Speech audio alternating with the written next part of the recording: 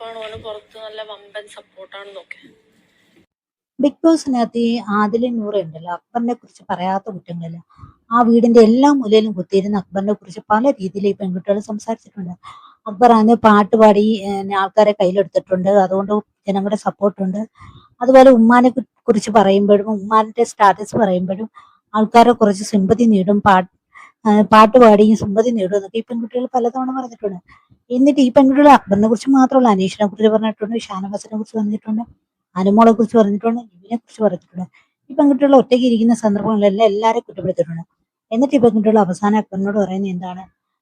അനുമോളാണ് manipulate ചെയ്ത് അക്ബറിനെതിരെ തിരിച്ചെന്നാണ് പറയുന്നത്. അനുമോളുടെ പ്രത്യേകത എന്ന് പറയുന്നത് ഏത് വ്യക്തിയോട് എന്ത് പറയുന്നത് അത് നേരിട്ടങ്ങ് പറഞ്ഞിരിക്കും. ഒളിഞ്ഞും പറഞ്ഞിരുന്ന് പറയുന്ന ഒരു കാര്യമില്ല അനുമോൾക്ക്.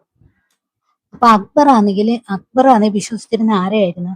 ഈ ആദിലെ നൂറയാണ്. അക്ബർ പുറത്തിറങ്ങി കഴിഞ്ഞാൽ ഈ ഇവരുടെ കുറെ വീഡിയോകൾ കാണേണ്ടതാണ്. അത് മാത്രമല്ല, പുള്ളിക്കാരന് കാണാൻ പറ്റാത്ത വീഡിയോകളോ അല്ലെങ്കിൽ പിന്നെ ലൈവില് എപ്പിസോഡ് വരാത്ത വീഡിയോകളൊക്കെ ഫ്രണ്ട്സ് ആരെങ്കിലും ഒക്കെ ഇട്ടുകൊടുത്ത് പുള്ളിക്കാരനെ കണ്ട് മനസ്സിലാക്കാവുന്നതേ ഉള്ളൂ ഈ പെൺകുട്ടികൾ എന്തൊക്കെയാണ് പുള്ളിക്കാരനെ പറഞ്ഞിട്ടുള്ളത് എന്നുള്ളത്. അതേ കണക്ക് തന്നെ ഷാനവാസിനെയും പിന്നെ അനുമോളുമാണ് ഈ അക്ബറിനെതിരെ പെൺകുട്ടികളെ തിരിച്ചിരിക്കുന്നതെന്നാണ് ആര് പറയുന്നത്? ഈ അക്ബർ തന്നെ പറയുന്നത്. ഈ പെൺകുട്ടികളാണെങ്കിൽ പറയുന്നത് പാട്ടൊക്കെ പാടിയിരിക്കുന്നതുകൊണ്ട് പുറത്ത് നല്ല സപ്പോർട്ടാണെന്നും ജനങ്ങളെ കയ്യിലെടുത്തിട്ടുണ്ടെന്നും അതുകൊണ്ട് തന്നെ ഫൈനൽ ഫൈവിൽ വരുമെന്ന് നല്ല ഉറപ്പുണ്ടെന്നും അങ്ങനെ ഒരു ഉറപ്പ് ഞങ്ങൾക്ക് കിട്ടിയിരുന്നെങ്കിൽ എത്ര നന്നായിരുന്നു എന്നൊക്കെ ഈ പെൺകുട്ടികൾ പറഞ്ഞിട്ടുണ്ട്. ഒരു തവണയല്ല, അനേകം തവണ പറഞ്ഞിട്ടുണ്ട് കേട്ടോ. അക്ബറിനെ കുറ്റം പറയാത്ത ഒരു ദിവസം പോലും ഇല്ല ഈ പെൺകുട്ടികൾ.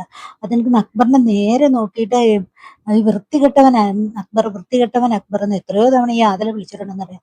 അതെല്ലാം മറന്നിട്ട് അക്ബർ ആണെങ്കിൽ ആദിലയും നൂറയും നല്ല കുട്ടികളായിട്ടും പിന്നെ അനുമോളാണ് കുത്തിത്തിരിപ്പുണ്ടാക്കി ഇവരെ തിരിച്ചു വിട്ടെന്നൊക്കെ അക്ബർ വിശ്വസിക്കുന്നത്. എന്നാൽ ആദിലയും നൂറയെ പോലെ കള്ളത്തരം പറഞ്ഞു നിന്ന പെൺകുട്ടികൾ, ഏറ്റവും നല്ല രീതിയിൽ നിന്ന പെൺകുട്ടികളാണ്. കാരണം അവസാനത്തെ ആ ഒരു 2 ആഴ്ച ഈ പെൺകുട്ടികൾ കയ്യിൽ നിന്ന് പോയി. ആ 2 ആഴ്ച കൊണ്ട് പെൺകുട്ടികൾ കൂടുതൽ നെഗറ്റീവായിട്ടാണ് മാറിയിരിക്കുന്നത്. ഉമ്മാനെയൊക്കെ പറ്റിയിട്ടൊക്കെ പാട്ടൊക്കെ പാടി ഉമ്മാനെ മിസ് ചെയ്തിട്ടൊക്കെ പറഞ്ഞ ഒരു സോങ്